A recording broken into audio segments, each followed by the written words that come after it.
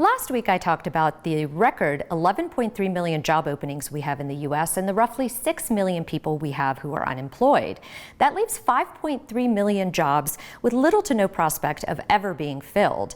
And even if all the people came back who left during the pandemic into the labor force, that would only add back about 1.5 million workers, still leaving us with roughly 4 million bodies that we simply do not have in order to fill those open positions.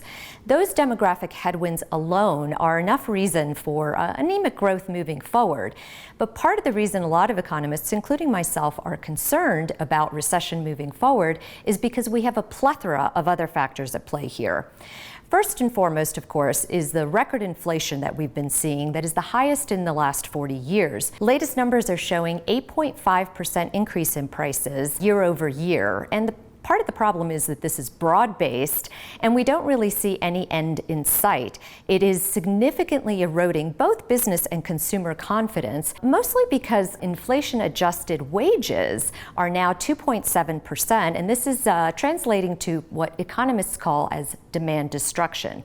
Of course, the Federal Reserve is going to have to increase interest rates probably by 0.5 percentage point at both the May and June meetings, and probably a few times after that as well. And often what happens is that these rate increases slow the economy a bit too much and can sometimes tip us over into recession. All of these factors are, of course, exacerbated by the Ukrainian crisis, as well as the shutdowns in China, which is still a major trading partner for us. I was on a governor's call this past week with a lot of other state economists and investors.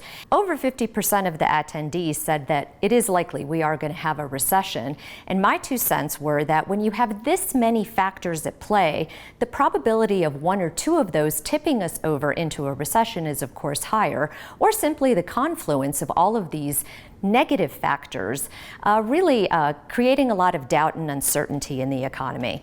Now, of course, it could be that Matt Meister is a better forecaster than I, but for now, I'm going to stick to this and say, unfortunately, we have a lot of headwinds ahead of us.